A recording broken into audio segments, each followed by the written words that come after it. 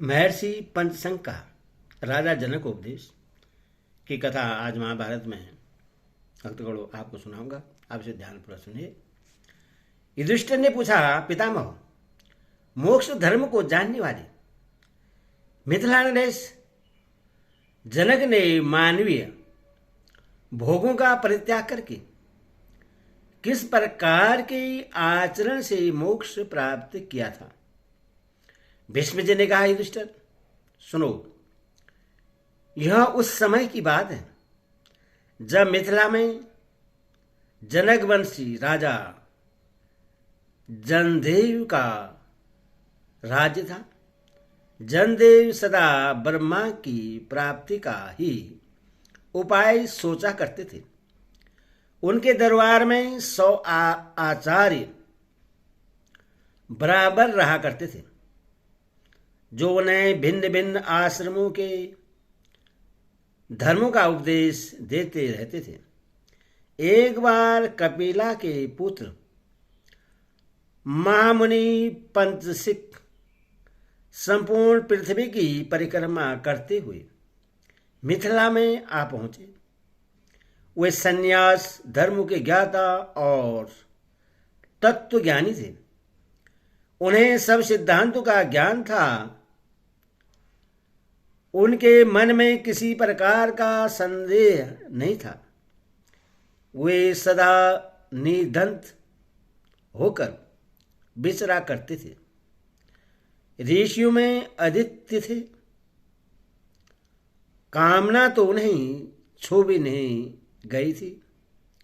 वह अपने उपदेश से मनुष्यों के हृदय में अत्यंत दुर्लभ सनातन सुख की प्रतिष्ठा करना चाहते थे।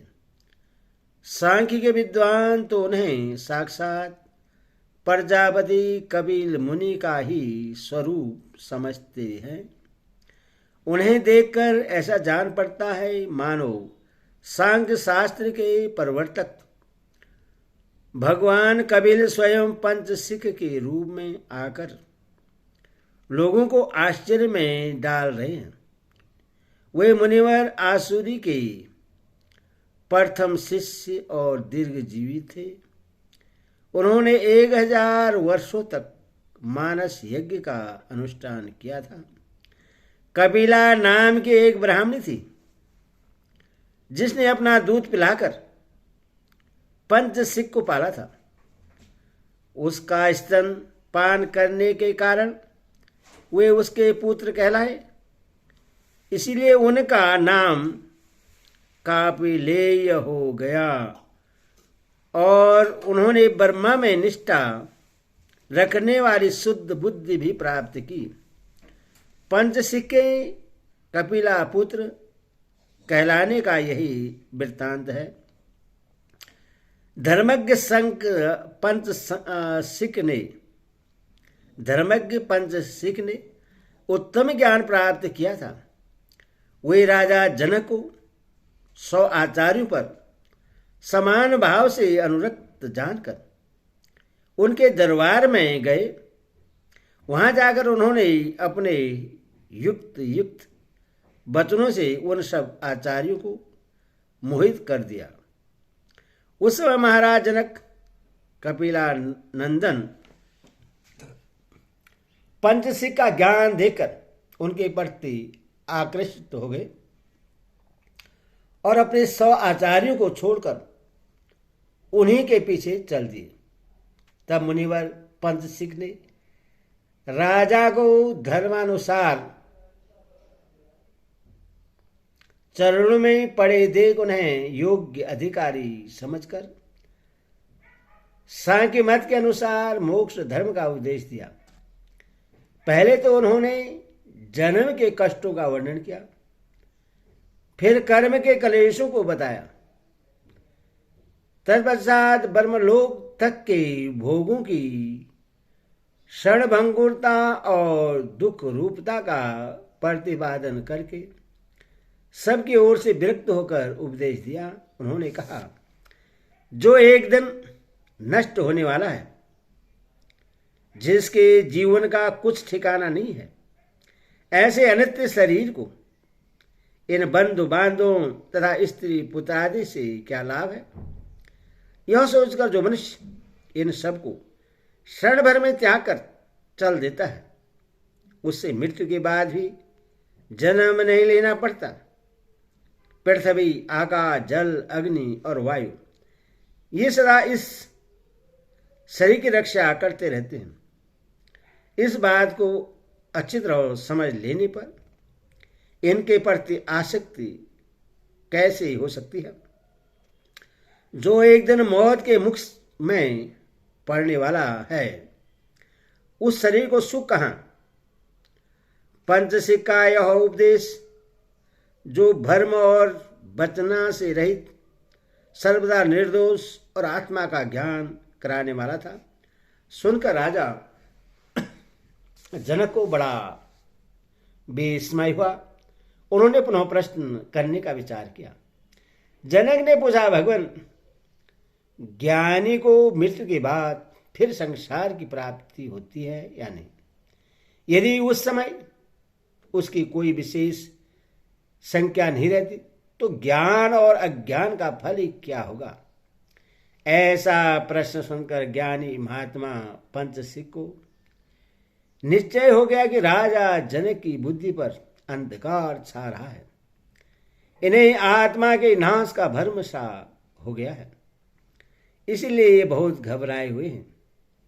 उनकी यह अवस्था जानकर वे महर्षि उन्हें समझाते हुए कहने लगे, राजन, मुक्तावस्था में आत्मा का न तो नाश होता है और न वह किसी विशेष आकार में ही परिणत होता है। यह तो प्रत्यक्ष दिखाई देने वाला सघात है। यह भी शरीर, इंद्रिय और मन का समूह मात्र है। यदि भी ये पृथक पृथक हैं तो भी एक दूसरे का आश्रय लेकर कर्म प्रवृत्त होते हैं। प्राणी के शरीर में उपादान के रूप में आकाश, वायु, अग्नि, जल और पृथ्वी ये 5 धातु हैं। ये स्वभाव से ही एकत्रित होते और विलग हो जाते हैं। इन्हीं 5 तत्वों के मेल से नाना प्रकार के देहों का निर्माण हुआ है। आँख, कान, नाक, रसना और त्वचा ये 5 इंद्रियां कहलाती हैं। इनकी उत्पत्ति का कारण मन है। रूप, रस, गंध, स्पर्श, शब्द और मूर्त द्रव्य ये 6 गुण जीव की मृत्यु के पहले तक इंद्रियजन्य ज्ञान के साधक होते हैं। इनके साथ इंद्रियों का संयोग होने पर भिन्न भिन्न विषयों का ज्ञान होता है।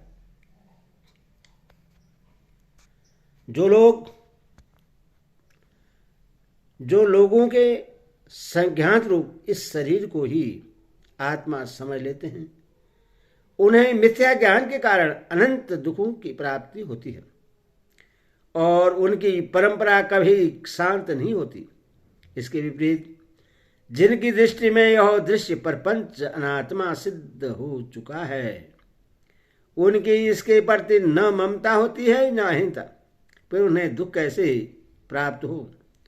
क्योंकि अब तो दुखों के लिए कोई आधार ही नहीं रह जाता। अब मैं तुम्हें वह शास्त्र सुना रहा हूं जिसमें त्याग की प्रधानता है। ध्यान देकर सुनो, यह तुम्हारे मोक्ष में सहायक होगा। जो लोग मुक्ति के लिए प्रसिद्ध हो, जो लोग मुक्ति के लिए प्रयत्नशील हो, उन सबको चाहिए कि सकाम कर्म और द्रव्य आदि का त्याग करें। जो लोग त्याग के बिना व्यर्थ ही विनित होने का दावा करते हैं, उन्हें कलेश पर कलेश उठाने पड़ते हैं। शास्त्रों में द्रव्य का त्याग करने के लिए, यज्ञ आदि कर्म भोग कर त्याग करने के लिए, वर्त दैहिक सुखों के त्याग के लिए तप, और जब कुछ त्यागने के लिए योग के अनुष्ठान की आज्ञा दी गई है, यही त्याग की सीमा है। सर्वस्वस्थ त्याग का यह एकमात्र मार्ग ही दुखों से छुटकारा पाने के लिए उत्तम बतलाया गया है। इसका आश्रय न लेने वालों को दुर्गति भोगनी पड़ती है। 5 ज्ञानेंद्रियां, 5 कर्मेंद्रियां और मन, ये सब मिलकर 11 इंद्रियां हैं। इन सब को मन रूप जानकर बुद्धि के द्वारा तुरंत इनका त्याग कर देना चाहिए। श्रवण करते समय स्रोत रूपी इंद्रिय, शब्द रूप विषय तथा मन रूपी कर्ता, ये 3 उपस्थित होते हैं।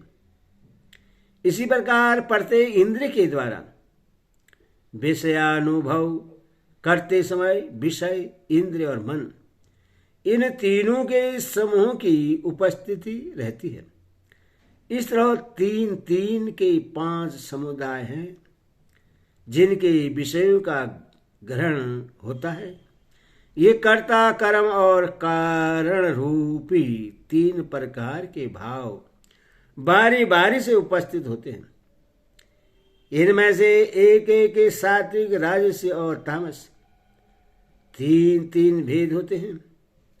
अनुभव भी 3 प्रकार के ही है। इनमें हर्ष, शोक आदि सबका समावेश है। हर्ष, प्रीति, आनंद, सुख और चित्त की शांति का होना सात्विक गुण का लक्षण है। असंतोष, संताप, शोक, लोभ और अरमस, ये किसी कारण से हो या आकारण रजोगुण के चिन्ह हैं। अविवेक, मोह, परमा, स्वप्न और आलस्य, ये किसी तरह भी क्यों न हो, तमो गुण के ही नाना रूप हैं। शब्द के आधार पर श्रोत्री हैं और श्रोत्री का आधार आकाश है, अतः वह आकाश रूप ही है। उसी तरह त्वचा, नेत्र, जिह्वा और नासिका भी कर्मश, स्पर्श, रूप, रस और गंध का आश्रय तथा अपने आधारभूत महाभूतों के स्वरूप है। इन सब का अधिष्ठान है मन, इसलिए सब के सब मन स्वरूप है। क्योंकि जब सब इंद्रियों का कार्य एक समय प्रारंभ होता है तो उन सब के विषयों का एक साथ अनुभव करने के लिए मन ही सब में अनुगत रूप से उपस्थित रहता है। अतः मन को 11वीं इंद्रिय कहा गया है और बुद्धि 12वीं मानी गई है। इस प्रकार समस्त प्राणी अनादि अविद्या के कारण स्वभावतः व्यवहार परायण हो रहे हैं। ऐसी दशा में ज्ञान द्वारा अविद्या की निवृत्ति मात्र होने से आत्मा के नाश का क्या प्रसंग है। सनातन आत्मा का नाश हो ही कैसे सकता है। जैसे नद और नदियां समुद्र में मिलकर अपने व्यक्त रूप और नाम को त्याग देती है, उसी प्रकार समस्त प्राणी अपने परिच्छन रूप और नाम को त्याग कर महत्व स्वरूप में प्रतिष्ठित होते हैं। यही उनका मोक्ष है। उस अवस्था में मृत्यु के बाद जब उपाधि का त्याग हो जाता है तो जीव की कोई विशेष संख्या कैसे रह सकती है।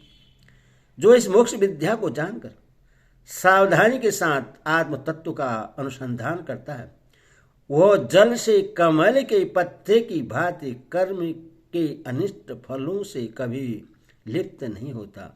संतानों के प्रति आसक्ति और भिन्न भिन्न देवताओं की प्रसन्नता के लिए सकाम यज्ञों का अनुष्ठान, ये सब मनुष्य के लिए नाना प्रकार के सुदृढ़ बंधन है। जब वह इन बंधनों से छूटकर सुख दुख की चिंता छोड़ देता है, उस समय लिंग शरीर के अभिमान का त्याग करके सर्वश्रेष्ठ गति मुक्ति प्राप्त कर लेता है। श्रुति के महावाक्यों व विचार और शास्त्र में बतलाए हुए मंगलमय सम दमादि साधनों का अनुष्ठान करने से मनुष्य जरा और मृत्यु के भय से रहित होकर सुख से सोता है। जब पुण्य और पाप का क्षय तथा उनसे मिलने वाले सुख दुख आदि फलों का नाश हो जाता है, उस समय सब वस्तुओं की आसक्ति से रहित पुरुष आकाश के समान निर्लेप एवं निर्गुण आत्मा का साक्षात्कार कर लेता है। जैसे मकड़ी जाला तानकर उस पर चक्कर लगाती रहती है, किंतु उन जालों का नाश हो जाने पर एक स्थान पर स्थित हो जाती है, उसी प्रकार जीव भी कर्म जाल में पड़कर भटकता रहता है और उससे छूटने पर दुख से रहित हो जाता है। जैसे सांप अपनी केंचुल त्याग कर उसकी उपेक्षा करके चल देता है, उसी प्रकार जो शरीर में आसक्ति न रखकर उसके प्रति अपनापन का अभिमान त्याग देता है, वह दुख से छूट जाता है। जिस प्रकार वृक्ष के प्रति आसक्ति न रखने वाला पंछी जल में गिरते हुए वृक्ष को छोड़कर उड़ जाता है, उसी तरह जो लिंग शरीर की आसक्ति को छोड़ चुका है वह मुक्त पुरुष सुख और दुख दोनों का त्याग करके उत्तम गति को प्राप्त होता है। भीष्म जी कहते हैं, आचार्य पंच सिख के बतलाए हुए इस अमृतमय ज्ञान को सुनकर राजा जनक एक निश्चित सिद्धांत पर पहुंच गए तथा सब प्रकार के शोकों का त्याग कर वे बड़े सुख से रहने लगे। फिर तो उनकी स्थिति ही कुछ और हो गई। एक बार उन्होंने मिथिला नगरी को आग से जलती देखकर स्वयं यह उद्गार प्रकट किया कि इस नगर के जलने से मेरा कुछ भी नहीं जलता। राजन, इस अध्याय में मोक्ष तत्व का निर्णय किया गया है। जो सदा इसका स्वाध्याय और चिंतन करता रहता है वह उदरों का शिकार नहीं होता। दुख तो उसके पास कभी फटकने नहीं पाते। तथा जिस प्रकार राजा जनक पंच सिख के समागम से इस ज्ञान को पाकर मुक्त हो गए थे, उसी प्रकार वह भी मोक्ष प्राप्त करता है। हरि ओम तत्सत। हरि ओम।